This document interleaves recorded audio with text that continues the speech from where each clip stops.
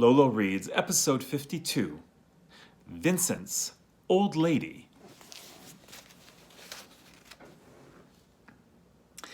Michael uncapped a tube of Dance Arts Clown White and repaired his pan face in the foyer of 28 Barbary Lane.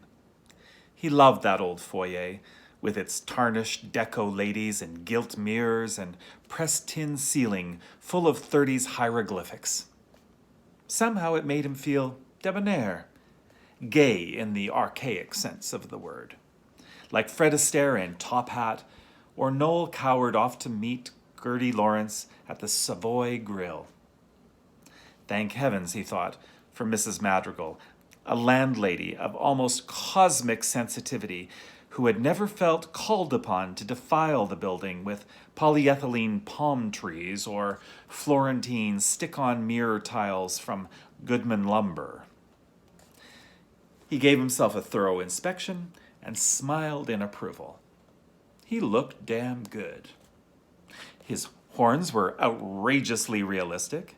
His mock chinchilla home yardage goat haunches jutted out from his waist with comic eroticism. His belly was flat, and his pecs, well, his pecs were the pecs of a man who hardly ever cheated on a bench press at the Y.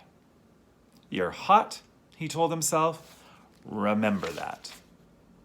Remember that and hold your head up later than when the parents call from Orlando and wonder if you've met any nice girls. When that cute trick from the Midnight Sun turns out to have a lover on the diving team at Berkeley. When someone at the tub says, "I'm just resting right now." When the beautiful and aloof Dr. John Fielding furrows his Byron-esque brow and declines to step out of his white porcelain closet. Well, eat your heart out, Dr. Beautiful. Pan is on the rampage tonight. When Marianne arrived at the Bay Area Crisis Switchboard, Vincent seemed to be on a bummer. She checked his extremities for recent ravages. He was still wearing a bandage from his truncated little finger, but nothing else other than his left ear was missing. Marianne heaved a secret sigh of relief and sat down in front of her phone. Bad day, huh? Vincent smiled wistfully and held up a string of Greek worry beads. I haven't let go since breakfast. What's the matter? I don't think... He turned away from her, nervously twisting a Rolodex with his good hand. I don't like to lay heavy trips on people. His sad eyes and scraggly red whiskers reminded Marianne of some pitiful zoo animal on the verge of extinction. Go ahead, she smiled. It's good practice for this. She patted the telephone. Vincent stared at her. You are really a very far-out person. Come on. No, I really mean it. When I first met you, I thought you were just another hostess cupcake.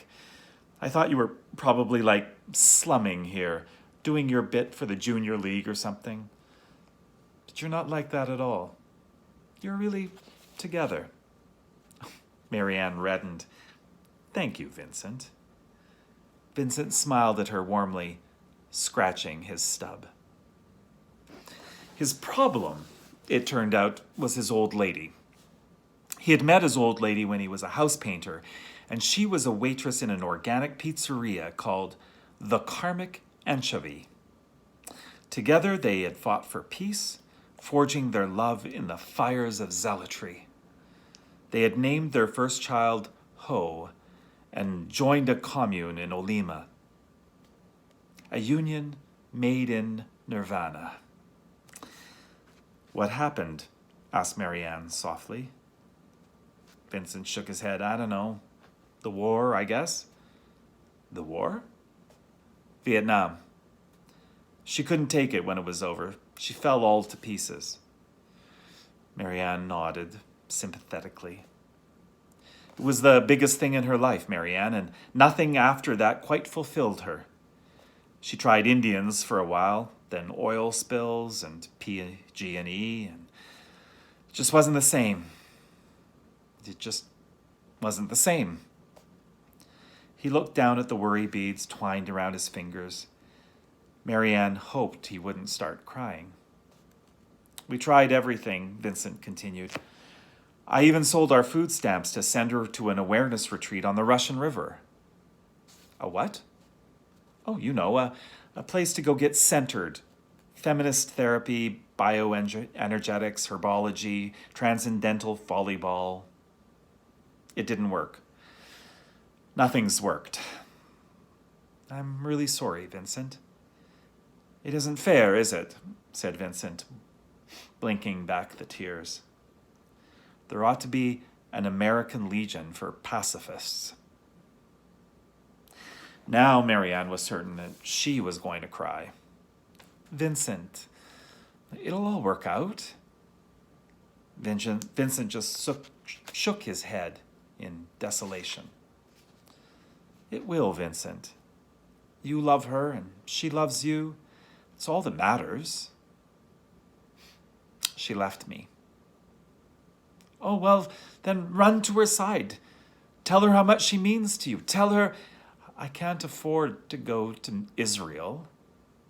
She's in Israel? Vincent nodded. She joined the Israeli army.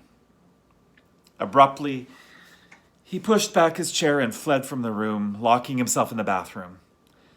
Marianne listened at the door, white with fear. Vincent! Silence. Vincent!